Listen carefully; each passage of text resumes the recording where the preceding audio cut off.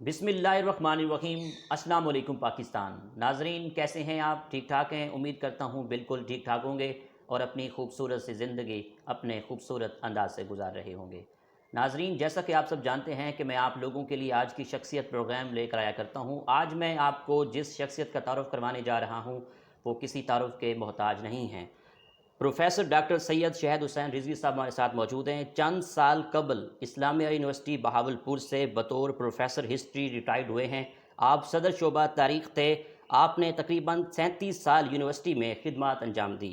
University میں Pakistan gallery قائم کی جس میں تحریک تاریخ پاکستان کو تصویر کی صورت میں جمع کیا۔ یونیورسٹی طلبہ یونین کے انچارج رہے ہیں آپ۔ یونیورسٹی کے میگزین سروش کے بھی آپ نگران رہے ہیں۔ فیکلٹی اسلامک لرننگ کے مجلہ علوم اسلامیہ کے مدیر رہے ہیں۔ کئی سال تک ڈپٹی رجسٹرار پبلک ریلیشنز کے انچارج بھی آپ رہے ہیں۔ آج ہم ان سے ان کی ذاتی زندگی کے حوالے سے بات کریں گے، تعلیم کے حوالے سے بات کریں گے، پاکستان کے کلچر کے حوالے سے بات کریں گے اور اسلامیہ یونیورسٹی میں آپ کی کیا خدمات رہی ہیں، اس حوالے سے ہم ڈیٹیل سے گفتگو کریں گے۔ السلام علیکم سر۔ وعلیکم السلام جناب۔ کیسے ہیں آپ؟ اللہ کا شکر، آپ خیریت سے ہیں؟ بالکل خیریت سے ہوں سر، بہت شکریہ آپ نے ہمیں قیمتی ٹائم دیا۔ نہیں، آپ تشریف لائے، بڑی خوشی ہوئی ہمیں۔ بڑا سر، اچھا اگر بس ہم تعلیم کے حوالے سے بات کریں تو آپ نے اپنی ابتدائی تعلیم کہاں سے حاصل کی اور آپ کا تعلیمی سلسلہ کیسے رہا؟ دیکھیے، میں جیسے سب جانتے ہیں کہ میں تعلق بہاولپور سے ہے۔ میں قدیم یہاں کا ریاستی ہوں، یہیں میں پیدا ہوا اور ظاہر جو ہماری یہاں گھریلو زندگی میں لوگوں کے رواج تھا کہ ابتدائی تعلیم گھر میں ہوتی ہے۔ اس کے بعد میں نے گھر میں تعلیم حاصل کی، قرآن پاک کی تعلیم گھر میں ہوئی اور 5ویں کلاس میں نے عباسیہ ہائی اسکول میں داخلہ لیا۔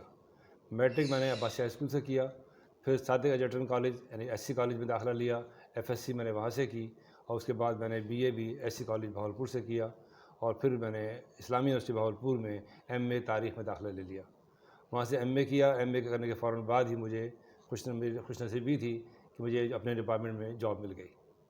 یعنی 1900 آپ سے کہتے ہیں میں نے 83 میں یونیورسٹی جوائن کر لی تھی۔ آپ کا پی ایچ ڈی کا تھیسس کس موضوع پر تھا؟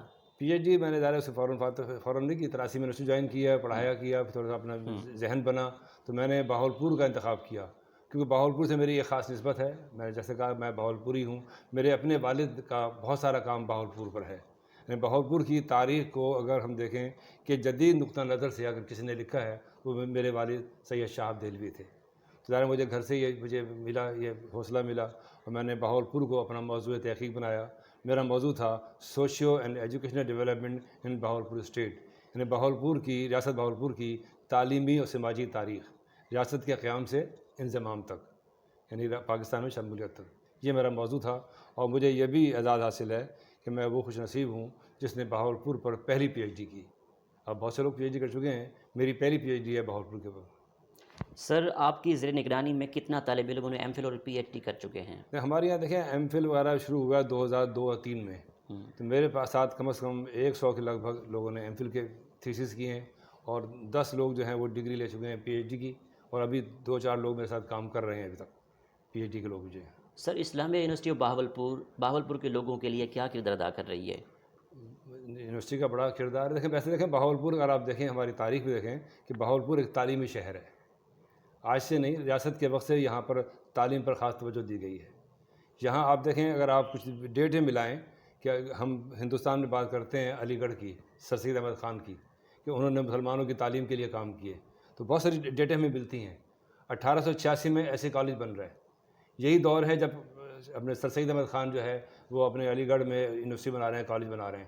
1876 میں یہاں اسکول بن رہا ہے، سعد الجان ہائی اسکول، اور جب کالج بن رہا ہے 1886 میں آپ دیکھیں اس وقت ملتان کے بعد کراچی میں بھی کالج نہیں تھا، بہاولپور تھا، لاہور، ملتان اور بہاولپور، یہاں صرف کالج تھے۔ کراچی میں بھی کالج بعد میں قائم ہوا ہے۔ تو یہ تو شروع سے ایک تعلیمی شہر ہے اور اس کی پورے ہندوستان میں ریاست بہاولپور کی شہرت یہی تھی کہ 2 چیزیں تھیں، ایک مسلم ریاست اور ایک تعلیمی ریاست، جہاں تعلیم کی قدر بھی ہے اور تعلیم کا انتظام بھی ہے۔ میں آپ کو ایک بات بتاؤں، جب میں اپنی تحقیق کر رہا تھا، پی ایچ ڈی کا کام کر رہا تھا، مجھے ایک خط ملا یہاں کے سرکاری محافظ خانے سے۔ وہ نوجوان کوئی خط لکھ رہا ہے کلکتہ سے بہاولپور اسٹیٹ کے نواب کو، اور وہ اپنا تعارف کرا رہا ہے کہ میں مسلمان ہوں اور گریجویٹ ہوں۔ اب یہ 2 باتیں میرے حساب سے یہ ثابت کرتی ہیں کہ ریاست بہاولپور کی شہرت ایک مسلم ریاست کی اور ایک تعلیم کی قدر کی تھی کہ وہ جاب مانگ رہا ہے اور تعارف یہ کروا رہا ہے کہ میں مسلمان بھی ہوں اور گریجویٹ بھی ہوں، لہٰذا یہاں اس کو آفر کی گئی جاب کی۔ اس طرح یہاں تعلیم مفت تھی. آپ دیکھیں پنجاب کی بڑی بڑی جو شخصیات ہیں اس وقت علمی وہ یہاں پڑھی ہیں. یہاں تعلیم مفت تھی, اسکالرشپ تھا ان کے لیے, بڑی سہولتیں تھیں یہاں پر تھیں. تو نواب بہاولپور نے یا ریاست بہاولپور نے ہماری تعلیم کے لیے اپنے عوام کے لیے بڑے اچھے اقدامات کیے ہیں. موجودہ vice chancellor engineer professor doctor Athar Mehboob vice chancellor Islamia university Bahawalpur میں یونیورسٹی کس حد تک ترقی کر رہی ہے؟ دیکھیں ویسے تو یونیورسٹی کا بھی ہے, لیکن ہم دیکھتے ہیں ڈاکٹر اطہر محبوب صاحب کا ایک اپنا ویژن ہے. وہ جب یہاں آئے تو کچھ سوچ کے آئے, اور انہوں نے آتے ہم دیکھتے ہیں کہ انہوں نے فوری طور پہ انرجیٹک بندہ تھا, بہت جلدی کام شروع کیے. پہلے تو یونیورسٹی کے معاملات صحیح کیے. لوگوں کے ہمارے یہاں یہ رواج تھا کہ 10 سال کیس رکے رہتے تھے پروموشن کے. انہوں نے فوری طور پہ سلیکشن بورڈز کیے, یعنی کہ سال میں 6-8 بورڈ بھی کیے, اور جو مستحق تھے ان کو پروموشن دی, اور انفراسٹرکچر یہاں کا درست کیا ہے, اور کلچر خاص طور جو ہے ہمارا اس کا ریسرچ کلچر اس کو ڈیولپ کیا ہے. اور یونیورسٹی اب دیکھتے ہیں ہم ان کی کوشش بھی یہی ہے, ہمیں لگتا ہے یہ انشاءاللہ بہت کم عرصے میں یہ ایک ورلڈ لیول پہ یونیورسٹی پہنچ جائے گی. بہاولپور کی کمیونٹی کے کیا مسائل ہیں جن پر آپ کا فوکس ہے اور آپ چاہتے ہیں کہ ان کو حل ہو جانا چاہیے؟ دیکھیں بہاولپور تو صحیح معنی میں مسائلستان بن چکا ہے. اگر ہم دیکھتے ہیں کہ ریاست بہاولپور جب تک تھی, جو یہاں پہ خوشحالی تھی, لوگوں کو جو سہولتیں تھیں, اس کا بعد ہمیں جب توقع تھی کہ پاکستان میں شمولیت کے بعد اس میں مزید اضافہ ہوگا, وہ نہیں ہوا. اور لہٰذا بہاولپور کے لوگوں میں, عوام میں خاص طور پہ احساس محرومی بڑھتا جا رہا ہے. چاہے وہ ملازمتیں ہوں, چاہے اعلیٰ تعلیم کی سہولتیں ہوں, یا شہری سہولتیں ہوں, یہاں پہ تجارت کا مسئلہ ہو, صنعت کا مسئلہ ہو, مطلب یہاں بہاولپور کو مسلسل نظر انداز کیا گیا ہے. ضرورت بھی اسی, اور یہی وجہ ہے کہ لوگوں میں پھر مختلف تحریکیں جنم لیتی ہیں, اور جو مخالف قوتیں ہوتی ہیں, ملک دشمن قوتیں ہوتی ہیں, وہ ان کو استعمال کرتی ہیں. حکومت کو چاہیے کہ وہ یہاں کے جو مسائل ہیں اس پر توجہ دیں اور ان کو حل کرنے کی کوشش کریں, تاکہ لوگوں میں احساس محرومی جو ہے وہ دور ہو. آپ کے کتنے آرٹیکل پبلش ہو چکے ہیں؟ میرے اس وقت ویسے تو میں سینکڑوں کی تعداد میں میرے آرٹیکل ہوں گے جو اخبارات میں شائع ہوتے رہے, رسائل میں. لیکن جو ہم کہتے ہیں تحقیقی مقالات, اور خاص طور پہ وہ مقالات جو HEC اپروو جرنل میں چھپے ہیں, وہ مور دین 35 میرے ہیں آرٹیکل جو HEC اپروو جرنل میں انٹرنیشنل اور نیشنل دونوں میں شائع ہو چکے ہیں. اور اگر کتابوں کی بات کریں تو کتنی کتابیں چھپ چکی ہیں, اور ادب سے کتنا لگاؤ ہے, اور کس حد تک آپ ادب کو پسند کرتے سر ہیں؟ دیکھیں میں نے تو کتابیں میری بہت ساری ہیں ویسے تو, لیکن یہ جو اب تک پبلش ہو چکی سامنے آ چکی ہیں وہ تقریباً 4 یا 5 کتابیں ہیں, جس میں ایک پہلے میں نے اپنے والد صاحب کے سفر نامے تھے انہیں مرتب کیا سفر کے نام پر. ٹھیک. اس طرح یونیورسٹی میں ایک زمانے میں سیمینار ہوا تھا ادبی حوالے سے, تو میں نے طنز و مزاح کے تنقیدی افق کے نام سے ایک کتاب مرتب کی. اس طرح ایک ہمارے یہاں ہسٹری کے حوالے سے میں نے سلطنت مغلیہ کا زوال میری کتاب ہے, وہ لاہور سے شائع ہوئی. پھر بہاولپور کی تاریخ پہ ایک پروجیکٹ تھا آرمی کا, میں نے ان کے ساتھ مل کے کام کیا, جس میں اس کا نام ہے sites in the sends of Cholistan, وہ آکسفورڈ سے شائع ہوئی کتاب. جی ابھی میری حال ہی میں بہاولپور شہر کے حوالے سے کہ بہاولپور شہر کیسے بنا, یہاں کے بازار, یہاں کی گلیاں, یہاں کے محلے, یہاں کے لوگوں کا رہن سہن, رسم و رواج, یہ طور طریقے سارے, جو اس میں میری اپنی آبزرویشن ہے وہ میں نے تحریر کی, اور کتاب ابھی حال ہی میں مارکیٹ میں آئی ہے. ابھی 2 کتابیں میری زیر ترتیب ہیں, انشاءاللہ اسی مہینے نہیں تو اگلے مہینے آ جائیں گی. اس میں میرے وہ مقالات میں نے مرتب کیے ہیں جو بہاولپور سے متعلق ہیں, بہاولپور کی تاریخ اور تہذیب کے حوالے سے. اسی طرح ایک کتاب میں نے اور مرتب کی ہے, وہ بھی انشاءاللہ اگلے مہینے آ جائے گی. وہ ہے بہاولپور میں اقبال شناسی. یہاں پہ جیسے سب کو پتہ ہے کہ یہاں پہ جو ایک ادارہ ہے اردو اکیڈمی, میں اس کا سیکٹری بھی ہوں, اس کا ایک رسالہ نکلتا ہے الزبیر, میں اس کا مدیر بھی ہوں. تو میں نے الزبیر میں شائع ہونے والے وہ مضامین جو اقبال کے حوالے سے تھے انہیں اکٹھا کیا ہے, اور ان کو میں نے مرتب کر کے بہاولپور میں اقبال شناسی کے حوالے سے ایک کتاب تیار کی ہے. انشاءاللہ وہ بھی جلد قریب آ جائے گی. سر آپ کے فیوریٹ رائٹر کون ہیں جس سے آپ امپریس ہیں اور ان کی کتابیں بھی آپ پڑھتے ہوں؟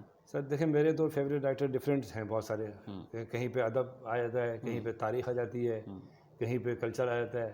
بہاولپور کی اگر میں بات کروں تو میرے اپنے والد ہیں, مجھے وہیں سے مجھے انسپائریشن ملی ہے. میں نے آغاز میں وہیں سے ان کو پڑھا, ان کے ساتھ کام کیا. وہ ہمیں یعنی کہ ان کی تربیت کا انداز تھا, آپ حیران ہوں گے آج کل ہم بھی جب بچے تھے ہم سوچتے ہیں ہم پہ ساتھ ظلم کر رہے ہیں. وہ ہمیں سردیوں میں بٹھاتے تھے دے کر کاغذ اور پین کہ لکھو, وہ اپنے مضمون لکھاتے تھے ہم سے بیٹھ کے. اب اس سے ہماری ایک تربیت تھی, میری املا درست ہو رہی ہے اور مجھے تلفظ آ رہا ہے. پھر جب میں ذرا اور بڑا ہوئے ہم سے پروف ریڈنگ کرائی انہوں نے. ٹھیک. ہم سے مضمون دیا اپنے کتابوں سے پڑھو, اس کو نکالو غلطیاں. اس طرح کر کے میں نے کہ بچپن سے ہم نے کام شروع کیا. تو میرے وہ صحیح معنی میرے آئیڈل تو میرے والد صاحب ہیں. ویسے میں نے ادب میں بہت سے لوگ پڑھے. میں نے اگر آپ بات کریں سفر ناموں کی جی. تو جیسے مستثنی تارڑ صاحب ہیں, ان کو میں نے پڑھا. میں نے ابن انشا کو پڑھا. اس طرح شہاب نامہ پڑھا، عبداللہ شہاب، بہت سی کتابیں پڑھی میں نے. اسلامک ہسٹری والے سے ڈاکٹر حمید اللہ کا نام میرے نزدیک بڑا اہم ہے، تو میں نے ان کو پڑھا، بلکہ میں نے ان کو دیکھا بھی، ان کے ساتھ میں رہا بھی ہوں کچھ عرصے. بہاولپور میں جب میں طالب علم تھا ہسٹری کا، 80 کی بات ہے، تو ڈاکٹر حمید اللہ تشریف لائے بہاولپور میں، جو آپ ہماری، اور انہوں نے یہاں ایک ہفتہ تک خطبات دیے. تو میں اس وقت بطور طالب علم میری ان کے ساتھ ڈیوٹی تھی، تو میں ان کے ساتھ رہا بھی، ان کو دیکھا بھی، قریب سے دیکھا، ان سے باتیں بھی بہت ساری کیں، ان سے آٹوگراف بھی لیے، وہ پورے خطبات بھی سنے. تو ذرا وہ بھی اسلامک ہسٹری والے سے میرے لیے آئیڈیل تھے. سر صادق شیعہ اسلامیہ یونیورسٹی میں جو بنی ہے، اس کے کیا مقاصد ہیں جس کے آپ ڈائریکٹر ہیں؟ دیکھیں، ایک عام سی بات ہے، ہم کہتے ہیں اکثر کہ وہ قوم جو اپنے محسنین کو بھول جائے تو اس کا کوئی مقام نہیں ہوتا، اس کی کوئی حیثیت نہیں ہوتی. کیونکہ اگر تاریخ بھول جائیں تو جغرافیہ ہمیں بھول جاتا ہے. یہ عام سی باتیں کہنے کی ہیں.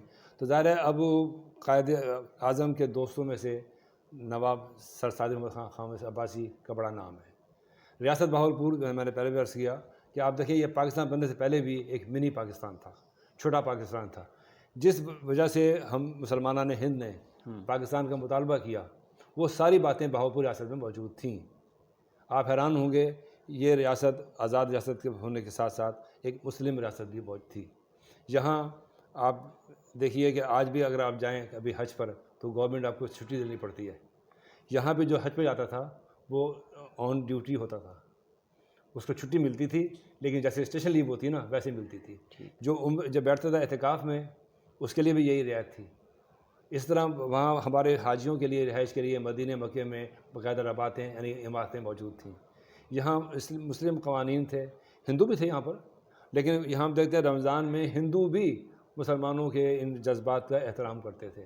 وہ ساری باتیں وہ جو ایک مسلم ریاست میں ضرورت تھی، جس وجہ سے ہندوستان کے مسلمانوں نے کوشش کی اور تحریک چلائی، پاکستان حاصل کیا، وہ یہاں موجود تھیں. تو ظاہر ہے یہاں ریاست میں ہر چیز پہلے سے موجود تھی. اب جب پاکستان بنایا تو ریاستیں آزاد تھیں. ظاہر ہے ہمارے لیے ریاست بہاولپور کے لیے واضح تھا، اور قانون بھی یہ طے ہوا تھا ریاستوں کی مرضی ہوگی جہاں چاہے شامل ہو جائیں. لیکن نواب بہاولپور نے واضح طور پہ بقول ہمارے ان کے وزیر حضوری تھے کرنل سعید ہاشمی، وہ لکھتے ہیں اپنی کتاب میں کہ ایک دفعہ ہم ملنے گئے وائسرائے سے نواب صاحب کے ساتھ میں، تو وہاں ہم بیٹھے تھے انتظار میں، تو اس کے سیکرٹری نے پوچھا تو نواب صاحب آج کل بڑا چرچا ہے ہندوستان کی تقسیم کا، تو اگر کل تقسیم ہوگی تو آپ کا مستقبل کیا ہوگا؟ انہوں نے کہا کہ بات یہ میری یہاں 90% آبادی مسلمانوں کی ہے. ظاہر جب میں فیصلہ کروں گا مجھے اپنے مسلمانوں کی، وہاں کی آبادی کا خیال کرنا ہوگا. دوسری بات یہ ہے کہ میری ریاست کا جو فرنٹ گیٹ ہے وہ پاکستان میں کھلتا ہے اور بیک ڈور کھلتا ہے راجپوتانہ میں، اور کوئی شریف آدمی اپنا فرنٹ ڈور چھوڑ کے بیک ڈور پہ آنا جانا پسند نہیں کرتا. یہ ایک واضح اعلان تھا ان کا کہ ہم پاکستان میں شامل ہوں گے. لہٰذا ریاست بہاولپور پاکستان میں شامل ہوئی، اور بلا کسی شرط کی ہوئی. اور بھی بہت سی ریاستیں شامل ہوئی ہیں، لیکن ہماری ریاست کا ایک اپنا خاص مقام تھا کہ خدا نہ خواستہ اگر بہاولپور پاکستان میں شامل نہ ہوتا تو جس طرح ایسٹ پاکستان اور ویسٹ پاکستان کے درمیان 1000 میل کا فاصلہ تھا، تو یہاں پر بھی بیچ میں درمیان میں ریلوے لائن یہیں سے گزرتی ہے، ریل روڈ یہیں سے گزرتا ہے. تو پاکستان جو ویسٹ پاکستان جو ہے، جو آج کا پاکستان، یہ بھی 2 حصوں میں تقسیم ہوتا. سر آپ کو ادب سے کتنا لگاؤ ہے، اور میں چاہوں گا کہ اس پروگرام میں آپ کچھ اشعار بھی شامل کریں. ہاں بالکل. دیکھیں، میں ادب سے میں نے کہا کہ مجھے سب چیزیں، میں وہ خوش نصیب ہوں، مجھے ہر چیز گھر سے ملی ہے. تاریخ کا مطالعہ کا شوق مجھے گھر سے ہوا کہ میرے والد ہسٹورین تھے. ادب بھی گھر میں ہوئی، ہم بچپن سے آنکھ کھول کے دیکھا ہم نے، مشاعرے بھی دیکھے، مشاعرے میں شریک بھی ہوئے. لیکن میرے والد صاحب نے مجھے شاعری میں حوصلہ افزائی نہیں کی. صحیح. البتہ میرے والد کے دوست تھے، بہت اچھے شاعر تھے، علامہ قابل گراؤٹھی. ایک زمانے میں وہ تشریف لائے اور ہمارے گھر میں قیام کیا مہینہ 2 مہینہ. اس سے پہلے دور میں مہمان ایسے آتے تھے، اب تو ہم مہمان سے گھبراتے ہیں چند گھنٹے کے مہمان سے. وہ 1 آدھ مہینہ 2 مہینے ہمارے یہاں رہتے تھے. تو میں، میرے بڑے بھائی مشہور صاحب، وہ ماشاء اللہ شاعر ہیں، شاعری کرتے ہیں، ان کے شعری مجموعے آ چکے ہیں، تو ہم ان کے ساتھ ہوتے تھے اٹیچ. وہ ہمیں شعر بھی کہہ کے دیتے تھے اور ہمیں مشاعروں میں ساتھ جاتے تھے. جہاں وہ جاتے مشاعرہ ہوتا ہم ساتھ جاتے، پہلے ہم پڑھتے. اس کے بعد ہمیں شوق ہوا، ہم نے کچھ کہنا خود شروع کیا. پھر جب کالج میں آئے تو اس دور میں بین کلیاتی یعنی کہ مشاعرے بھی ہوتے تھے، کالجوں میں ڈبیٹس ہوتی تھیں، تو اس میں حصہ لینا شروع کیا. تو اس دور میں نے کچھ شاعری کی، والد صاحب نے اصلاح بھی کی. لیکن بعد میں پھر میں نثر پہ آ گیا کہ مجھے یہاں پرابلم یہ تھا ہمارے ساتھ کہ ظاہر کہ والد صاحب شاعر تھے، ہم جہاں بھی جاتے چاہے ہم خود لکھ کے لے جاتے، تو لیکن لوگ سمجھتے کہ اپنے والد سے لکھا کے لے آیا ہوگا. یہ پرابلم تھا. تو میرے بڑے بھائی جو مشہور صاحب ہیں وہ کیوں کراچی چلے گئے، کراچی میں ان کو پرابلم نہیں ہوا، تو ان کو وہاں موقع ملا کھل کے شاعری کرنے کا. تو وہ ماشاء اللہ وہ آج 4-5 شعری مجموعے کے یعنی کہ شاعر بھی ہیں، ان کے مجھے شاعر ہو چکے ہیں. میں نے بھی شاعری چھوڑ دی تھی اسی وجہ سے. اچھا لیکن اس دور میں میری شاعری ہے بہت ساری، میں 2-4 شعر عرض کرتا ہوں. جی یہ بھی مجھے اس کالی دور کے تحریر مشاعرے کے ہی ہیں. ٹھیک سر. اب کہتے ہیں ہم ان سے ملاقات کریں گے، واہ. اب کہتے ہیں ہم ان سے ملاقات ملاقات کریں گے، جب ہوگی ملاقات تو کیا بات کریں گے. کیا بات ہے، کیا بات. اور ناقابل حل مسئلے میں خانے میں رکھو، ہوں. ناقابل حل مسئلے میں خانے میں رکھو، یہ کام بھی ہم رند خرابات کریں گے. کیا بات ہے. اچھا. اس طرح ایک اور میری غزل ہے اس طرح کی، وہ بھی درہی مشاعرے کی تھی. چھوڑ کر صحرا جو سوئے شہر دیوانے گئے، چھوڑ کر صحرا جو سوئے شہر دیوانے گئے، دور تک غم کے بگولے ان کو سمجھانے گئے. اور اس قدر تھے نقش گہرے ان کے ظلم و جور کے، اس قدر تھے نقش گہرے ان کے ظلم و جور کے، جس لباس و وضع میں بھی آئے پہچانے گئے. کیا کہنے. اور ہم بھی ان کی حسن کی شہرت کے ذمہ دار ہیں، ہم بھی ان کے حسن کی شہرت کے ذمہ دار ہیں، ساتھ ساتھ ان کے ہمارے بھی تو افسانے گئے. یہ مصرع تھا، مصرع تھا کہ ساتھ ساتھ ان کے ہمارے افسانے بھی گئے. اس پہ یہ غزل کہی تھی مشاعرے میں، اور مجھے فرسٹ پرائز ملا تھا سب میری لائف کے اندر. بہت اچھا. اس طرح بہت سارے ہیں. یوں تو شاہد دوستی کا مدعی ہر شخص تھا، مقطع تھا میرا. یوں تو شاہد دوستی کا مدعی ہر شخص تھا، وقت جب آیا تو سارے دوست پہچانے گئے. کیا بات ہے، کیا بات ہے. اچھا. اچھا سر، آپ کتنا میگزین کے ایڈیٹر رہ چکے ہیں؟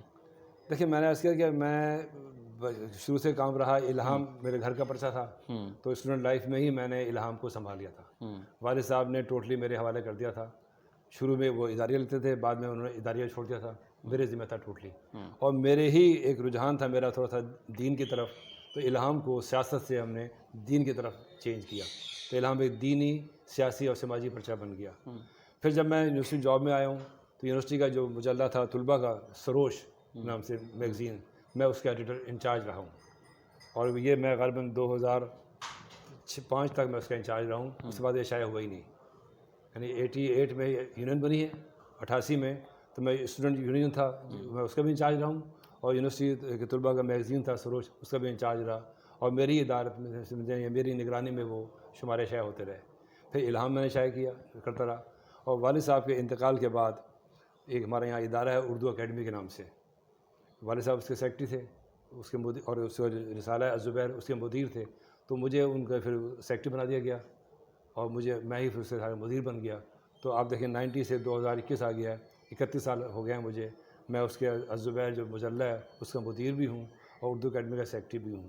الزبیر آپ دیکھیں کہ پاکستان کا وہ واحد مجلہ ہے جو 72 سال سے مسلسل شائع ہو رہا ہے. 59 میں شروع ہوا، 60 کے اندر، اور وہ ہو رہا ہے. اور یہ آپ خوشی ہوگی، بہاولپور کا بھی، بلکہ جنوبی پنجاب کا یہ پہلا واحد پرچہ تھا جو HEC سے بطور ریسرچ جنرل اپروو تھا. وہ بھی میرے شوق تھا، میری کوشش تھی کہ ہمارے لوگوں کو یہاں پرابلم ہوتے ہیں، تحقیقی مقالات ہمارے شائع نہیں ہوتے. تو میں نے کوشش کی ہے، زبیر کو اس مقام پہ لے کر آیا کہ HEC نے اس کو اپنی اپروو لسٹ میں شامل کر لیا. ویسے بھی الزبیر آپ دیکھیں پاکستان میں نقوش کا ایک بڑا نام آتا ہے، خاص طور پہ ادبی موضوعات پہ خاص نمبروں کے لحاظ سے. لیکن ہم کیونکہ وہ لاہور میں بیٹھا ہے، نقوش تھا، اب تو وہاں نہیں رہا، انتقال ہو گیا ان کا، چھوڑ گیا، نقوش بند ہو گیا. لیکن یہ کہ وہ ان کا شہرت زیادہ تھی. ہم بہاولپور میں تھے، ہمارے پاس وہ وسائل نہیں تھے، لیکن ہم نے بہت سارے خاص نمبروں میں الزبیر کو اولیت حاصل ہے نقوش کے مقابلے میں. مثال کے طور پہ ادبی مارکے نمبر، اصناف ادب نمبر، کتب خانہ نمبر، آپ بیتی نمبر، اس طرح کے بے شمار کوئی 20-25 کے قریب ہم نے الزبیر کے خاص نمبر ہیں. اور وہ روایت میں نے والد صاحب کے بعد میں نے بھی جاری رکھی. میرے دور میں بھی بہاولپور نمبر شائع ہوا، چولستان نمبر شائع ہوا، بہاولپور کے آثار قدیمہ نمبر شائع ہوا. اسی طرح سے سفر نامہ نمبر شائع کیا ہم نے یہاں پہ ابھی حال ہی میں شائع کیا طنز و مزاح نمبر. اچھا. تو یہ کہ خاص نمبر بھی الزبیر کے، وہ بھی ایک کتاب ہے. ہم نے کوشش کی، اردو اکیڈمی کا ایک پروگرام تھا یہاں پر کہ 59 میں ایک ادارہ بنایا گیا. یہاں پہ ایک کانفرنس بھی ہوئی تھی اردو کے ایک زمانے میں. تو بابا اردو مولوی عبدالحق صاحب تشریف لائے تھے. ان کی تقریر تھی، ان کو یہ توقع ظاہر کی تھی کہ بہاولپور ایک واحد خطہ ہے جہاں مجھے امید ہے اردو کے لیے کچھ کام ہوگا. اور اگر پاکستان میں اردو یونیورسٹی بنتی ہے تو اس کے لیے بہاولپور ہی مناسب جگہ ہے. ٹھیک. تو اس کے بعد یہاں یہ اردو اکیڈمی بنی گورنمنٹ کی سرپرستی میں. وہ یہاں کمشنر تھے مسترد زبیری صاحب، اچھا، بڑے اچھے رائٹر تھے، پرانے ICS تھے. ان کو شوق ہوا کہ یہاں پہ ایک ادارہ بنایا جائے جو یہاں پہ یعنی کہ یہاں کی تاریخ پر، یہاں کی تہذیب پہ کام بھی کرے. پھر خاص طور پہ وہ مخطوطات جو لوگوں کے گھروں میں پڑے ہوئے ہیں انہیں منظر عام پہ لایا جائے. تو اس طرح یہ اردو اکیڈمی بنی اور اس نے کام شروع کیا.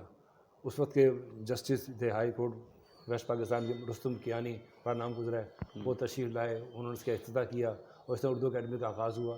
اس کی تحت ایک مجلہ نکالا گیا. تو اردو اکیڈمی نے آپ دیکھیں اب تک کوئی 70 سے زیادہ کتابیں شائع کی ہیں مختلف موضوعات پہ. اور آج کل آپ اردو اکیڈمی کے تحت کیا کام سر انجام دے رہے جی ہیں؟ میں اس کا سیکرٹری بھی ہوں. تو یہ کہ ہم نے 70 کتابیں پہلے شائع کر چکے ہیں. پھر الزبیر کے خاص نمبر بھی ہیں، عام شمارے بھی ہیں، اور الزبیر کو ایک خاص یعنی کہ علمی دنیا میں اس کو تسلیم کیا جاتا ہے ایک اچھا جنرل. میں نے دیکھیں اب ہمارے کچھ پرابلم ہے کہ کیونکہ یہاں ایک گرانٹی ادارہ ہے، گورنمنٹ سے گرانٹ ملتی ہے. ہمیں کئی سال سے پنجاب گورنمنٹ نے گرانٹ نہیں دی کیونکہ اس کا اور ذریعہ معاش کوئی نہیں ہے. میں اس کا صرف اعزازی کام کرتا ہوں کہ میرے والد نے بنایا ادارہ، نہ اس کا کوئی چپراسی ہے، نہ اس کا کوئی کلرک ہے. سارے کام میں خود کرتا ہوں اور کوئی تنخواہ نہیں ہے، صرف ایک مشن کے طور پہ. اسی لیے ادارہ اب تک چل رہا ہے اور 3 سال ہو گئے ہمیں گرانٹ بھی نہیں ملی. پھر بھی آپ دیکھیں الزبیر بھی چھپ رہا ہے برابر، کیونکہ جو کتابیں فروخت ہوتی ہیں وہ جمع کرتے ہیں، کچھ پیسے ملاتے ہیں اور ہم نے کوشش کی بھی ہے کام چلتا رہے.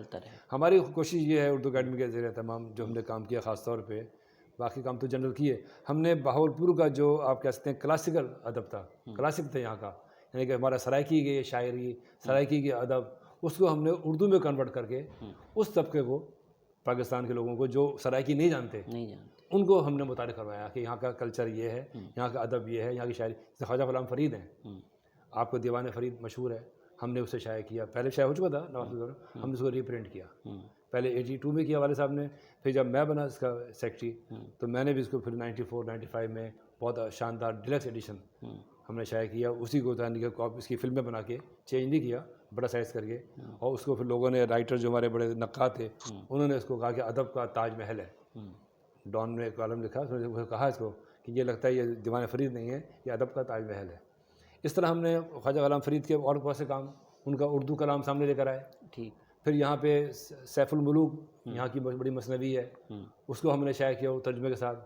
اس طرح عبدالرحیم اچوی کی ہے ہیر رانجھا ہے، وہ شائع کی. بہت سارے میں نے کہا جو یہاں کا پرانا کلاسک ادب تھا سرائکی زبان میں، اس کو اردو میں کنورٹ کیا ہم نے.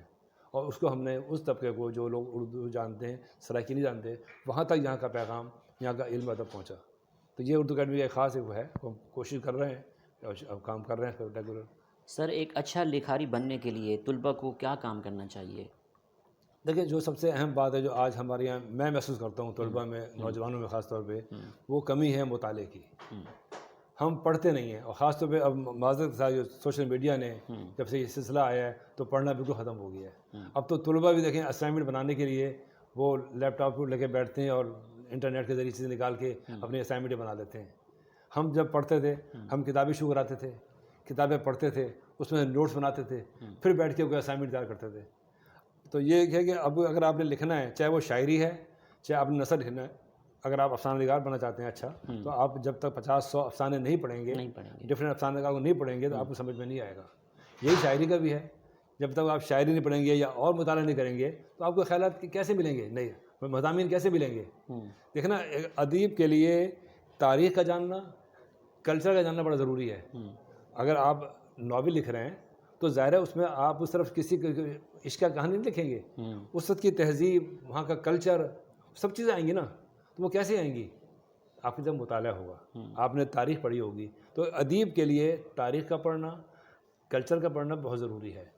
تو ہمیں چاہیے نوجوانوں کو ہم اپنا مطالعہ جو ہے وہ بہتر کریں. اچھا سر، کچھ لوگ کہتے ہیں کہ جو شاعری ہوتی ہے خدا داد صلاحیت ہوتی ہے، تو آپ کا یہ پوائنٹ آف ویو ہے کہ جو لوگ شاعری پڑھیں گے تو وہ انہی میں سے شاعر بن سکتے ہیں شاعری پڑھ کے؟ سر دیکھیں وہ تو بات ہے، دیکھیں شاعری دو طرح کی، ایک آمد ہے ایک آورد ہے. میں نے اردو تو نہیں، میں نے پڑھتا ہے بطور سبجیکٹ پڑھی، لیکن ویسے میں نے پڑھا ہے. اب دیکھیں الطاف حسن حالی کا ایک کتاب ہے مقدمہ شعر و شاعری، تو وہ مثال دیتے ہیں آمد و آورد کی. کہتے ہیں کہ ایک آم ہوتا ہے ٹپکے کا آم کہتے ہیں، ٹھیک، کہ جب درخت میں آم پک جاتا ہے تو آپ ہاتھ میں جاتے ہیں، آپ کے ہاتھ میں آ جاتا ہے، بالکل وہ سے کہتے ہیں ٹپکے کا آم. طبقے کا. ایک ہوتا ہے کچا آم توڑتے ہیں آپ اور اس کے پارٹ ڈالتے ہیں، پکتا وہ بھی ہے. ان دونوں کے ذائقے میں فرق ہے. جو قدرتاً پکا ہے اس کی مٹھاس، جو اس کی لذت ہے وہ نہیں ہوگی جو پال سے ہوا ہے. یہی شاعری میں ہے، جو خدا داد صلاحیت ہے جو اللہ دے گا وہ زیادہ خوبصورت بنے گی آورت کے مقابلے میں، لیکن جب اس کا مطالعہ ہوگا تو اس کو مضامین ملیں گے. دیکھو وہ تو طبیعت میں آپ کی ہے نا شاعرانہ، آپ قافیہ بندی کر رہے ہیں. دیکھیں شاعری صرف قافیہ پیمائی کا نام تو نہیں ہے. جی اب ایسے ہی ہو گیا ہے، اب شاعری قافیہ پیمائی کا نام ہے کہ بس قافیہ ناپ لو قافیہ برابر ہے. لیکن دیکھیں اگر آپ کے ساتھ مطالعہ بھی ہوگا تو آپ کو پھر نئے مضامین ملیں گے، نئے خیالات ملیں گے. بالکل ایسے. میں یہاں بہت سے شاعروں جانتا ہوں بہت پرانے، بہت اچھے شاعر تھے اپنی دنیا میں، اللہ مغفرت کرے. ان کا صرف فرق یہ تھا بیچارے ان کی تعلیم نہیں تھی، مطالعہ نہیں تھا. ٹھیک. اب وہ جس محفل میں بیٹھتے تھے کہیں پہ گفتگو سن لی تو کئی دن تک ان پر اس شاعری پہ وہی اثرات ہوتے تھے. اچھا. ان کے شعر ویسے ہی آتے تھے. اگر کہیں بات ہو رہی ہے قتل کی تو ان کی شاعری میں مقتل کا ذکر آ رہا ہے، قتل کا ذکر آ رہا ہے، خون کا ذکر آ رہا ہے. تو یہ مطالعہ بہرحال اس میں ہونا چاہیے. یہ صلاحیت اپنی جگہ اللہ تعالیٰ کی دی ہوئی، لیکن مطالعہ بہرحال فائدہ مند چیز. سر پبلک سروس کمیشن کے امتحان میں طلباء کو تاریخ کی تیاری کس طرح کرنی چاہیے؟ سب آپ کا وہی کیا بات ہے. دیکھیں جب تک آپ جو پرائمری سورس نہیں پڑھیں گے، ہمارے یہاں میں نے عرض کیا جب سے آ گیا سوشل میڈیا ہم شارٹ کٹس میں آ گئے ہیں. اب گائیڈیں چلنی شروع ہو گئی ہیں. اب طلباء ہمارا جو ہیں جو پڑھنے والے بھی ہیں نا وہ گائیڈوں کا سہارا لیتے ہیں. اب گائیڈیں جو لوگ لکھ رہے ہیں وہ کاروباری لوگ ہیں، اس میں غلطیوں کی بھرمار ہوتی ہے، تاریخیں غلط ہوتی ہیں. پھر بچہ کہتا ہے میں نے پڑھا بھی تو میں نے تیاری کی، میں فیل ہو گیا. ظاہر ہے جب آپ کی ابتدائی غلط ہے، ڈیٹیں غلط ہوں گی، واقعات غلط ہوں گے، نام غلط ہوں گے، کیسے نمبر ملیں گے؟ تو جب تک آپ جو پرائمری سورسز ہیں، جو ریئر بکس ہیں، ان کو پڑھنے کی عادت ڈالی جائے. اگر آپ اسلام پہ پڑھ رہے ہیں تاریخ اسلام، تو تاریخ اسلام کی جو اچھی کتابیں ہیں پرانی، شبلی نعمانی کی ہے اور جو اچھی کتاب اور ہیں ان کو پڑھیں، ڈاکٹر احمد اللہ کو پڑھیں. اگر پاکستان پہ اگر آپ پڑھ رہے ہیں تو اس میں اچھے اچھے اسکالر موجود ہیں، ڈاکٹر صفدر محمود ہیں اور بہت سے ڈاکٹر اشتیاق قریشی ہیں. ان لوگوں کو پڑھیں آپ، جو یعنی کہ جو پرائمری سورس کتابیں ہیں. اب جب گائیڈیں پڑھتے ہیں تو گائیڈوں میں کی غلطیوں میں بھرمار ہوتی ہے، پھر ظاہر بچہ رہ جاتا ہے. پھر وہ روتا ہے کہ میں نے تو ٹیسٹ بھی دیا، مجھے فیل کر دیا گیا، انٹرویو دیا، سوال پوچھا جواب نہیں آتا. بڑا دکھ ہوتا ہے. ہم بھی جاتے ہیں اکثر لوگ انٹرویو لینے کے لیے. پرابلم یہ ہوتا ہے کہ بچہ جو ہے وہ رٹا مار کے آیا ہوتا ہے گائیڈوں سے، اور گائیڈوں میں باتیں غلط لکھی ہوتی ہیں پوری. تو اس لیے میرا مشورہ یہ ہے طلباء کو کہ وہ جو پرائمری سورسز ہیں، جو اچھی ریئر بکس ہیں، ان کو پڑھنے کی عادت ڈالیں. سر یونیورسٹی کے علاوہ آپ کی کیا مصروفیات ہے اور آپ کے کیا کیا مشاغل ہیں آج کل؟ سر وہ میں نے ابھی جیسے ذکر کیا کہ یونیورسٹی کے علاوہ میں کیونکہ شروع سے ہی والد صاحب سے اٹیچ تھا تو الہام میں نکالتا رہا. اس کے علاوہ میں نے جنگ اخبار کی نمائندگی کی، نوائے وقت کی نمائندگی بھی میں نے کی. پہلے میرے بڑے بھائی تھے، ان کی جاب ہو گئی تو میں نے سنبھال لیا نوائے وقت کو، میں اس میں کام کرتا رہا. کالم نگاری میں نے شروع کی نوائے وقت سے، آئینہ بہاولپور کے نام سے میں نے مستقل کالم لکھے. پہلے میرے بڑے بھائی لکھتے تھے، پھر میں لکھتا رہا. اس طرح یہ میں نے شروع سے آغاز کیا. پھر والد صاحب سے میں اٹیچ تھا. پھر یہاں ہم نے بطور طالب علم جب ہم تھے تو ہمارے چند دوستوں کا گروپ تھا یہاں پر. ہم نے یہاں ایک تنظیم لائی مجلس سخن کے نام سے. ہر ہفتے ہم اس کے اجلاس کرتے تھے، تنقیدی، کبھی ویسے یعنی اجلاس کے کسی شاعر نظم سنا دی، کسی نے افسانہ پڑھ دیا، کسی نے مضمون پڑھ دیا. وہ ہمیں شروع سے ایک ہمیں ماحول ملا. پھر اب جب ہم یونیورسٹی میں آئے تو ہم نے ایک بنایا. میرے بہت سارے جو دوست تھے وہ جرنلزم میں پڑھ رہے تھے، جیسے قدرت اللہ شہزاد ہیں یا ایک دو اور لوگ تھے ہمارے، فضل حمید ہیں سدلوز کے ایڈیٹر. تو ہم نے بنایا جرنلزم اسٹڈی سرکل. ان دونوں تنظیموں کا میں صدر رہا، اور یہ میرے دوست جو تھے ساتھی، کوئی سیکٹری ہوتا تھا، کوئی ہوتا. وہ ہم نے یہاں اچھی سی تقاریب کرائیں، بہت اچھی بڑے پیمانے پہ تقاریب بھی کرائیں. ایسی تقاریب بھی ہوئی ہیں ہمارے پاس کہ جس میں ہمارے عام اجلاس میں کہ 70-80 لوگ شریک ہو رہے ہیں. وہ رجسٹر میرے پاس موجود ہے، اس کا اگر ہم دیکھتے ہیں دیکھ کے آرام ہوتے ہیں کہ اس میں ایک وقت میں کمشنر بھی بیٹھا ہوا ہے، ڈی سی بیٹھا ہوا ہے، سابق کمشنر بیٹھا ہوا ہے، اور جتنے بڑے ادیب بہاولپور کے ہیں. اچھا ہمیں خوش نصیبی یہ تھی کیونکہ والد صاحب کی وجہ سے والد صاحب بھی گروہ بندی کے قائل نہیں تھے. یہاں پر بھی آپ دیکھیں جب کبھی صحافیوں میں لڑائی ہوتی تھی آپس میں پریس کلب الیکشن میں، کیونکہ گروپ ہوتے تھے، واقعی آتے تھے والد صاحب کے پاس، اور پھر یہاں طے کر کے دونوں گروپ والد صاحب کو بناتے تھے صدر مشترکہ بلا مقابلہ، اور باقی وہ دونوں گروپ سے ایک ایک عہدیدار لے کے نا وہ اس سے کام چلاتے تھے. تو اس طرح ہم نے جب کام شروع کیا تو ہمارے ساتھ ادبی ہماری ان مجالس کے اندر بھی بہاولپور کے تمام ادیب شاعر جن کی آپس میں گروہ بندیاں تھیں، نہیں ہوتے شریک، وہ ہمارے یہاں آتے تھے. آج بھی آپ دیکھیں میں نے والد صاحب کے نام پہ ادارہ بنایا ہوا ہے، شہاب اکیڈمی کے نام پہ. میں ہر مہینے اس کا اجلاس کرتا ہوں پہلی اتوار کو، اور ہمارے یہاں واحد ہمارا یہ اجلاس ہوتا ہے جس میں 35-40 لوگ کم از کم ہوتے ہیں شریک. اور اس میں وہ لوگ جو ایک دوسرے کے اجلاس میں نہیں جاتے ہمارے یہاں آتے ہیں، کہ ہماری سب سے نیاز بندی ہے. ہم نے کوشش یہ کی کہ سب کے ساتھ اچھی رکھیں، سب کا احترام کریں، سب سے محبت کریں، تو لوگ بھی ہم سے محبت کرتے ہیں، ہمارے پاس آتے ہیں. یہ ہماری سرگرمیاں چل رہی ہیں اب تک. اردو اکیڈمی ہے، الہام ہے، الزبیر ہے، شاب اکیڈمی ہے. یہ سارے معاملات جو ہیں میرے ساتھ یونیورسٹی کے علاوہ آج بھی میں اس میں مصروف ہوں اور کام کر رہا ہوں الحمدللہ. سر نواب آف بہاولپور کی بہاولپور کے لیے کیا خدمات ہیں، اس پر آپ کا کیا پوائنٹ آف ویو ہے؟ سر دیکھیں، میں نے جیسا ابھی بات ادھوری رہ گئی تھی کہ ہم نے جو اپنی یونیورسٹی میں بنائی ہے صادق چیئر، اس کی وجہ بھی یہی ہے. نواب صاحب دیکھیں، نواب صاحب کا جو کردار ہے نا، جب انہوں نے خاص طور پہ یہاں کا اب دیکھیں جو نشان رکھا اپنا ریاست کا مونوگرام جو بنایا، اس میں آپ دیکھیں وہ پیلیگن کو رکھا ہے. اب پیلیگن ایک پرندہ ہے، اس کی ہسٹری ہے کہ جب کبھی قحط پڑتا ہے تو دو اس کے بارے میں روایت ہیں کہ یا تو وہ ایک اس کے بچے جب بھوکے مریں تو وہ اپنی گردن کو چھپا لیتا ہے اپنے پیروں کے اندر، بچے اس کو کھا جائیں، یا وہ اپنا گوشت نوچتا ہے سینے سے اور نوچ کے اپنے بچوں کو کھلاتا ہے. تو اپنے نواب بہاولپور نے بھی اپنے آپ کو، اپنی رعایا کو اپنی بچہ سمجھا، اور جس طرح ایک باپ اپنی اولاد کے لیے کچھ کرتا ہے تو نواب صاحب کا کردار بھی ایک باپ کا کردار تھا. ریاست کے اپنے عوام کے لیے، اپنی رعایا کے لیے انہوں نے ایک باپ کا کردار ادا کیا. لہٰذا کوشش کر کے اس جو ان کے وسائل تھے ریاست کے، وہ انہیں عوام کی فلاح و بہبود کے لیے خرچ کیے. تعلیمی ادارے بنائے، صحت کے لیے ادارے بنائے. اب دیکھیں یہ BVH آپ کے سامنے موجود ہے، 1904 میں قائم ہو رہا ہے. یہ بلڈنگ نئی، اس کے علاوہ اس سے پہلے بھی ہمارے یہاں چھوٹے ہسپتال، چھوٹی ڈسپینسریاں موجود تھیں. یہ جو آپ کا اگر آپ جائیں کبھی بازار میں، فتح خان بازار سے اندر، جس کو ہم کہتے ہیں زنانہ ہسپتال روڈ، وہاں زنانہ ہسپتال ہے، یہ اس سے بھی پہلے کا ہے. تو یہاں پہ دیکھیں اس طرح بہت سارے انہوں نے سرائے بنوائیں. پھر یہاں ہندو تھے گزرا، ان لوگوں نے بھی سرائے بنوائیں. مطلب نواب صاحب نے ریاست کے جو وسائل تھے، ہم کہہ سکتے ہیں ان کو عوام کی فلاح بہبود کے لیے خرچ کیا. تعلیم یہاں مفت تھی. پھر دیکھیں انہوں نے ریاست کے لوگ تھوڑے سے ہمارے معذرت کے ساتھ کام کم کرتے تھے. لہٰذا ستلج ویلی پروجیکٹ جب بنا تو انہوں نے اوپنلی لوگوں کو دعوت دی پنجاب سے کہ جس کے بعد بیل کی جوڑی ہے وہ آ جائے، اور معمولی برائے نام پیسوں پر ان کو زمینیں دی گئیں. لہٰذا پنجاب سے ہم دیکھتے ہیں فیصل آباد ہے، ساہیوال ہے، لاہور ہے، آپ کا سیالکوٹ ہے، وہاں سے لوگ جیسے بیل گاڑیوں پہ بھر بھر کے خاندان آئے، یہاں زمینیں نواب نے دی. انہوں نے نو ڈاؤٹ ان کی محنت ہے، جس کو ہم نے اپنی زبان میں ریاست کی ہم آباد کار کہتے ہیں. ان آباد کاروں نے یہاں محنت کی، 10-10 12-12 فٹ کے جو ٹیلے تھے انہیں برابر کیا، اور یہاں خوشحالی آ گئی. تو یہ نواب صاحب نے بہاولپور کے لیے ایک بطور باپ کے ادا کیا. اسی لیے یونیورسٹی نے یہ جو صادق چیئر بنائی ہے، اس لیے بنائی ہے کہ نواب صاحب کی جو خدمات ہیں ان سے لوگوں کو متعارف کروایا جائے. پاکستان سے باہر جو لوگ ہیں، پاکستان میں جو بہاولپور سے باہر لوگ ہیں، انہیں بتایا جائے کہ ریاست بہاولپور جو ہے اس کی پاکستان کے لیے کیا خدمات ہیں، یہاں کے عوام کے لیے کیا خدمات ہیں، اور جو ان کا سربراہ ہے نواب سر صادق خان حامد، اس نے کیا کیا ہے. ریاست بہاولپور دیکھیں اتنے وسائل تھے نا. آج آپ جائیے پنجاب یونیورسٹی میں سینٹ ہال ہے، وہ ریاست بہاولپور نے بنا کے دیا تھا.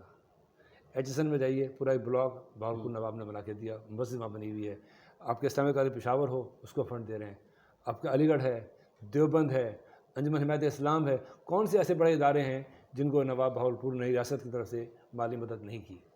تو یہ ان کی بڑی خدمات ہے، اور اس کو ان خدمات کو اجاگر کرنا ضروری ہے. یہ ہم کوئی ان پہ احسان نہیں کر رہے.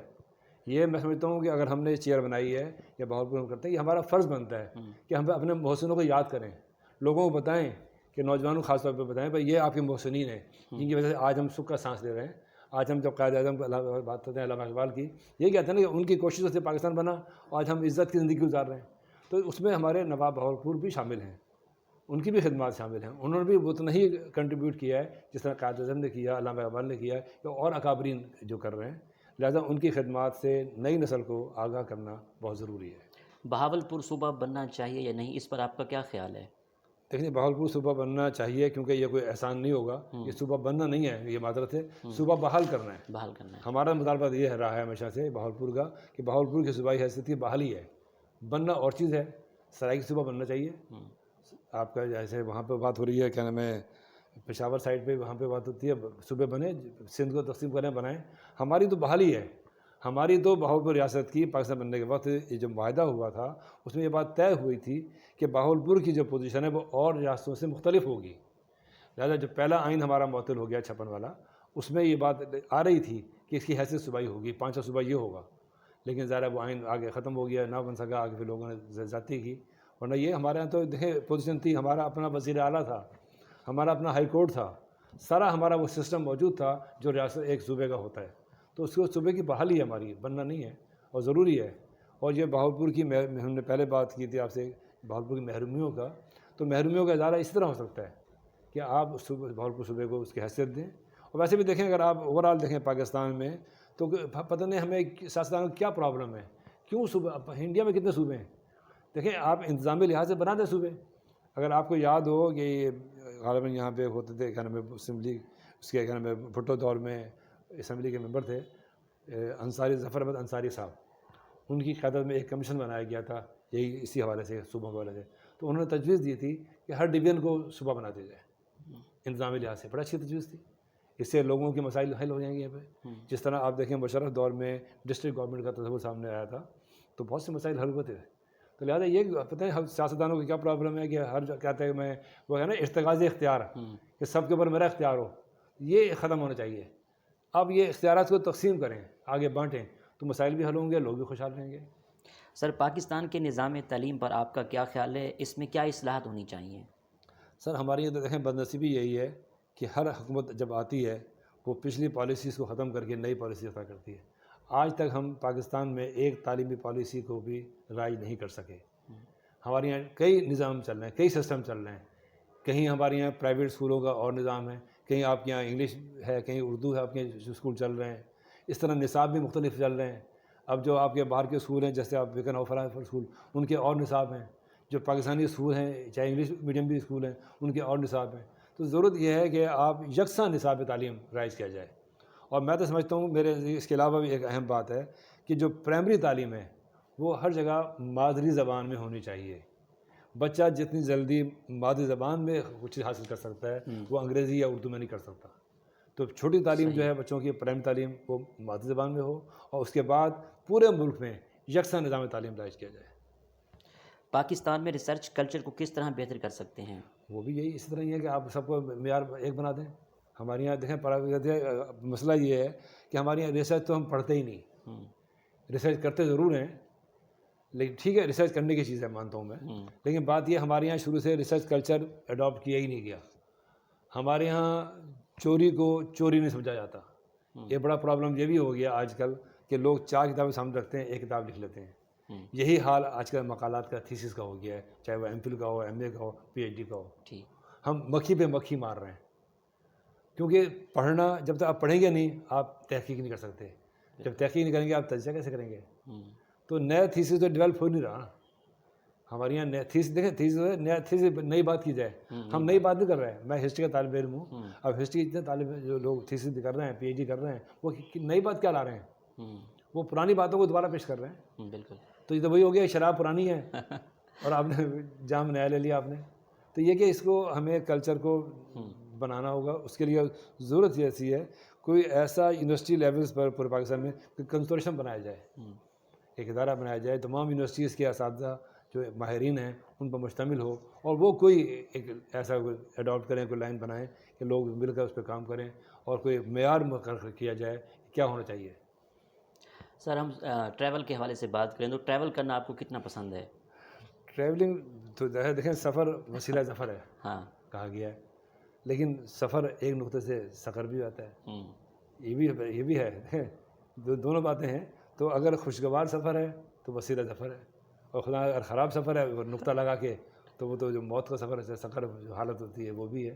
تو سفر تو انسان سیکھتا ہے، سفر سکھاتا ہے انسان کو. آدمی نکلے باہر جانا چاہیے. اور الحمدللہ آپ کا ملک تو اتنا خوبصورت ہے کہ آپ گھومتے رہیں آپ کو ختم ہی نہیں ہوں گی خوبصورتیاں. اللہ نے آپ کو کیا کچھ نہیں دیا. ہم باہر بھاگتے ہیں، دنیا باہر کی یہاں آتی ہے. اسی موقع پہ میں فائدہ اٹھاؤں گا، عرض کروں گا. آپ دیکھیں ہمارے یہاں گرمیوں کے موسم کی بہت اچھی جگہیں موجود ہیں.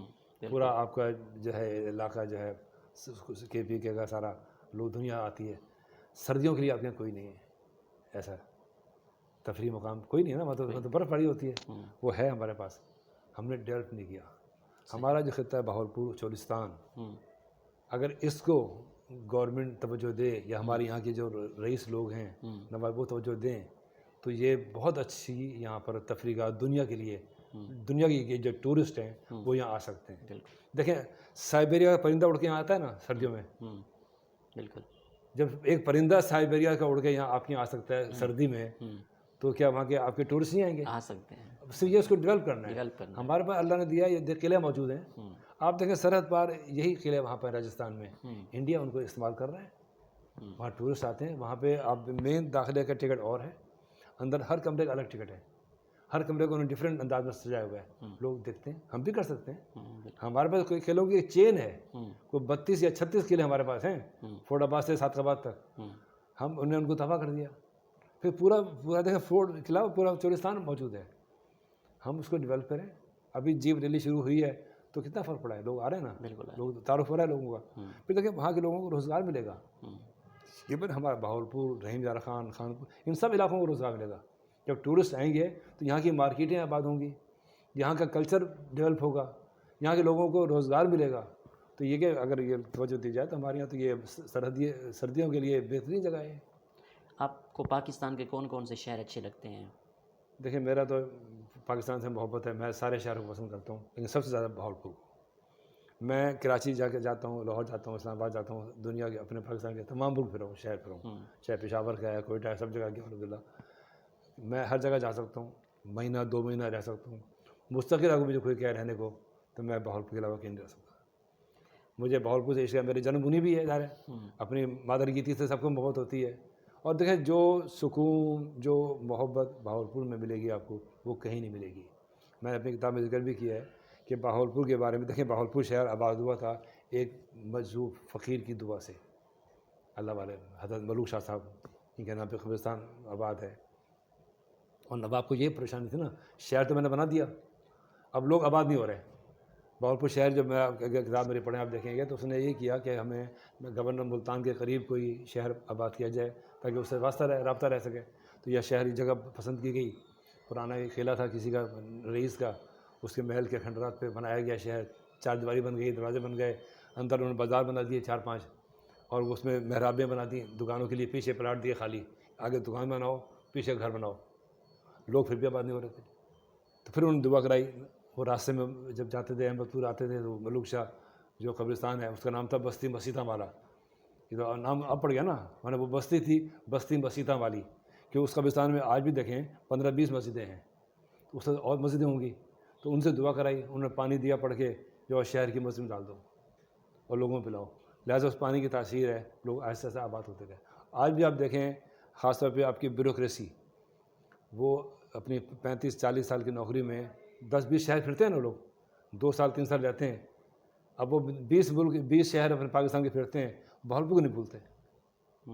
تو یہ یہاں کے پانی کی تاثیر ہے. وہ اب یہاں میں جانتا ہوں افسران کو, ملتان بھی رہے, وہ لاہور بھی رہے, کراچی بھی رہے, لیکن ان کی اگر وہ رائٹر ہیں ان کی تحریر میں بہاولپور آ رہے ہیں. اگر رائٹر نہیں بھی ہیں وہ بہاولپور لازمی آتے ہیں, بہاولپور سے ذکر کرتے ہیں. تو یہ ایک فقیر کی دعا سے شہر ہوا ہے.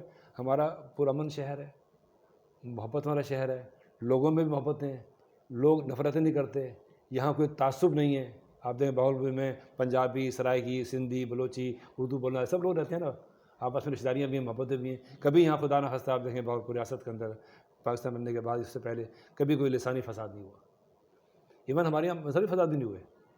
ہمارے یہاں یہ مذہبی شہر بھی ہے ہمارا, لیکن یہاں شیعہ بھی ہیں, یہاں عیسائی بھی ہیں, یہاں ہندو بھی رہتے ہیں. دیکھیں ایک زمانہ تھا بہاولپور شہر میں ایک بھی مسلمان کی دکان نہیں تھی, تمام دکانیں ہندوؤں کی تھیں, تمام آلہ ہوتے بھی ہندوؤں کے پاس ہے, لیکن کوئی فساد نہیں ہوا, کوئی لڑائی نہیں ہوئی. تو یہ محبت والا شہر ہے. تو یہ میرے خیال میں پاکستان کا واحد شہر ہے جہاں صرف محبتیں ہیں, نفرتیں ہیں ہی نہیں. آپ کی نظر میں کامیابی کیا ہے؟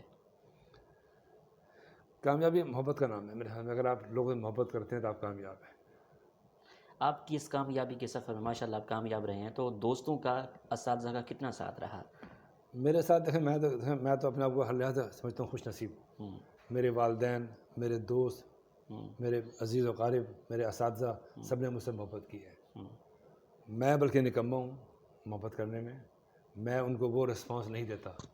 میرے جتنے دوست احباب ہیں آپ سمجھے ون سائیڈڈ ہے, وہ محبت کرتے ہیں مجھ سے, اور وہ شاید میرے شہر کی خوبی ہے. یہ نہیں کہ میں کوئی نخرے کرتا ہوں, میری عادتاً میں تھوڑا سا کم گو ہوں, میں کم رابطے رکھتا ہوں لوگوں سے. میرا ایک دوست ہے, آپ حیران ہوں گے, ابھی آپ نے ذکر کر دیا, جی میرے ساتھ فرسٹ ایئر میں پڑھتا تھا, صحیح. نہیں میں آخر رہتا ہے, مجھے ڈیلی فون کرتا ہے اور 40-45 منٹ کی بات کرتا ہے مجھے روزانہ. اچھا یہ معمولی بات نہیں, روزانہ فون کرتا ہے. ٹھیک. جب جو آپ کے موبائل نہیں تھے پھر جسل پہ کرتا تھا, ہر عید بقرعید پہ صبح نماز بعد اس کا فون آتا تھا. تو ایسے دوست ہمارے ہیں نا, یہ محبت والے. تو یہ محبتیں ملی ہیں جس وجہ سے میں سمجھتا ہوں کہ میں بالکل بے نیاز ہو کے کام کر رہا ہوں, مجھے کبھی پرابلم نہیں ہوا، یہ نہ گھر سے ہوا. میں نے اتنے جو کام کر لیے، میں دیکھیں صبح نکلتا تھا گھر سے، رات کے 1 بجے کمرے میں سونے آتا تھا. کبھی مجھے گھر میں پرابلم نہیں ہوا، نہ میری مسز نے، نہ میری والدہ نے جب وہ تھیں انہوں نے کیا، یا میرے بچوں نے یا میرے بہن بھائیوں نے میرے کسی کام میں رکاوٹ ڈالی. یہی دوستوں کا حال رہا ہے. دوستوں نے تعاون کیا ہے، شفقت کیا. میں نے بھی یہ کیا ہے کہ کبھی میں نے دوستوں کو مایوس نہیں کیا. میں کسی اہم کام سے بھی جا رہا ہوں، اگر میرا کوئی دوست آ گیا ہے تو میں کبھی بھی میں اس کو نہ نہیں کی. میں اس کے ساتھ بیٹھا ہوں، اسے ٹائم دیا ہے پورا.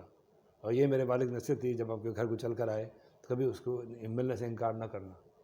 وہ اللہ نے بھیجا، آپ کو چل کر آپ کے گھر آیا ہے. اب وہ کسی کام سے آیا ہے، کیسے بھی آیا ہے، آپ نے اس کو وقت دینا ہے. ہماری کوشش ہوتی ہے، ہم میرے بچے بھی یہ کرتے ہیں کہ جو آتا ہے ہم اس کو ٹائم بھی دیتے ہیں، بیٹھتے بھی ہیں. تو یہ سب یہ محبتیں ہمیں وہاں مل رہی ہیں. اور یہی میں سمجھتا ہوں کہ دیکھیں اللہ تک پہنچنا بھی محبت ہے. کیونکہ دیکھیں ہم بات کرتے ہیں نا علم کی، تو علم کیا ہے؟ علم حق کی تلاش ہے نا. اور حق کیا ہے؟ اللہ تعالیٰ، اللہ کی ذات ہے. تو ظاہر ہے جب آپ نے حق تک پہنچنا ہے تو پھر اس کے بندوں سے محبت کریں گے تو پہنچیں گے نا. اللہ سے محبت ہر کوئی کر لیتا ہے، اصل تو اس کے بندوں سے محبت کی جائے. جب اس کے بندوں سے محبت کریں گے، آپ نے کہانی نہیں سنو گی ابو بن ادم کی، وہ یہی تو تھی کہ یعنی جو اللہ کے بندے سے محبت کرے گا اللہ اس سے محبت کرے گا. تو اس لیے اسی کو ہم نے ماٹو بنایا. میری کوشش یہی ہوتی ہے کہ میری زبان سے، میرے قلم سے، میرے کسی فعل سے کسی بندے کو نقصان نہ پہنچے. باقی میں گناہ گار ہم ہیں، غلطی ہو جاتی ہوگی ہم سے، انجانے میں گناہ بھی ہو جاتا ہوگا، کسی سے زیادتی بھی ہو جاتی ہوگی، لیکن کوشش یہی ہے کہ دانستہ کسی کو نقصان نہ پہنچائیں. یہ فعل ایسا ہے جو آپ کو کامیاب لے جاتا ہے ہمیشہ. اگر آپ کی فیملی ممبر کے حوالے سے بات کریں تو آپ کے کتنے بیٹے ہیں اور آج کل وہ کن کن عہدوں پر فائز ہیں؟ میرے الحمدللہ میرے 3 بیٹے 1 بیٹی ہے جی. مجھے اللہ نے بڑا اچھی زندگی دی ہے، مجھے بڑا اچھی میری فیملی دی ہے. سب سے بڑا بیٹا میرا شہید حسن رضوی، وہ مینجمنٹ سائنس میں اس نے MS کیا ہوا ہے اور ڈپارٹمنٹ میں یونیورسٹی میں جاب کر رہا ہے. اس سے چھوٹا ہے، اس نے MS کیا ہے کمپیوٹر سائنس میں.